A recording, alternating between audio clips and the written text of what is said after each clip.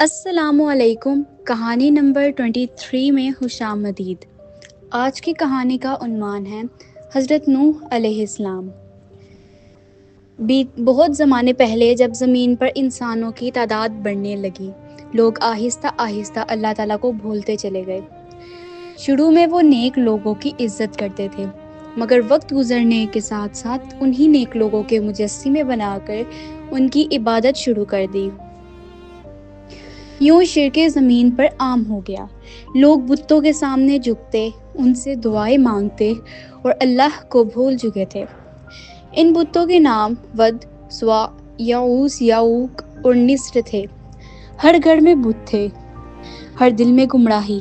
اللہ تعالیٰ کو اپنے بندوں پر رحم آیا تو اس نے ایک عظیم نبی کو مبعوث فرمایا، حضرت نوح علیہ السلام۔ حضرت نوح علیہ السلام نے اپنی قوم کو اللہ تعالیٰ کی طرف بلانا شروع کیا۔ وہ دن رات کھلے عام اور چپکے چپکے لوگوں کو سمجھاتے، اے میری قوم، اللہ کی عبادت کرو، اس کے سوا تمہارا کوئی معبود نہیں۔ لیکن قوم کے سردار اور امیر لوگ ہنسنے لگے، یہ تو ہمارے جیسے ایک انسان ہے، یہ ہمارے معبودوں سے ہٹانا چاہتے ہیں۔ غریب لوگ کچھ دیر کے لیے متاثر ہوتے، مگر سردار فوراً انہیں ڈرا دیتے۔ حضرت نوح علیہ السلام نے 950 سال تک تبلیغ کی، 950 سال تک، مگر یہ ایمان لانے والے بہت کم۔ وہ کہتے، میں نے اپنی قوم کو رات دن پکارا، مگر وہ اور زیادہ بھاگے۔ لوگ کانوں میں انگلیاں ڈال دیتے، کپڑوں سے منہ ڈھانپ لیتے تاکہ نوح کی بات نہ سنیں۔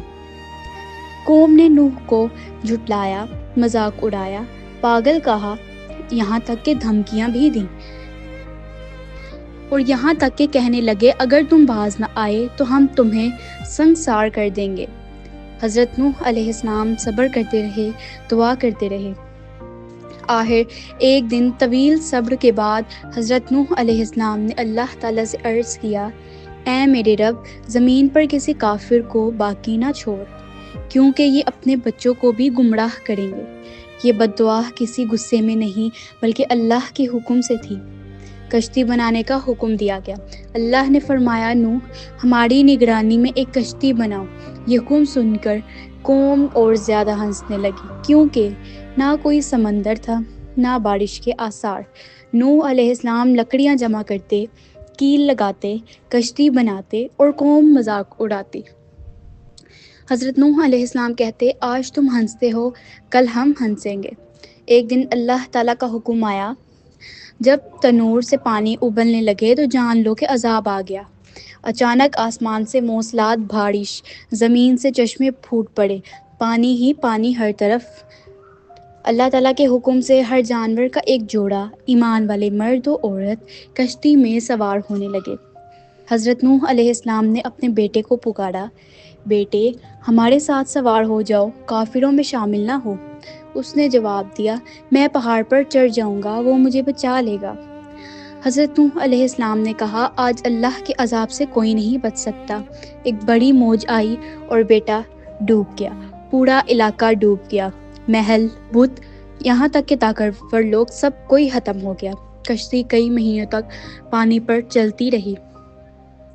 آخر اللہ تعالیٰ نے حکم دیا، اے زمین، اپنا پانی نگل لے، اے آسمان، رک جا۔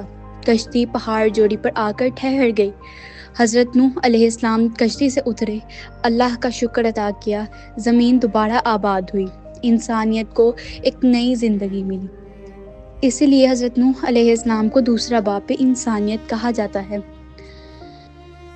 اس کہانی سے ہمیں سبق ملتا ہے کہ صبر کبھی ضائع نہیں جاتا، حق کے ساتھ دینے والے کم ہی ہوتے ہیں، اللہ کا عذاب اچانک آتا ہے، نجات صرف ایمان میں ہے۔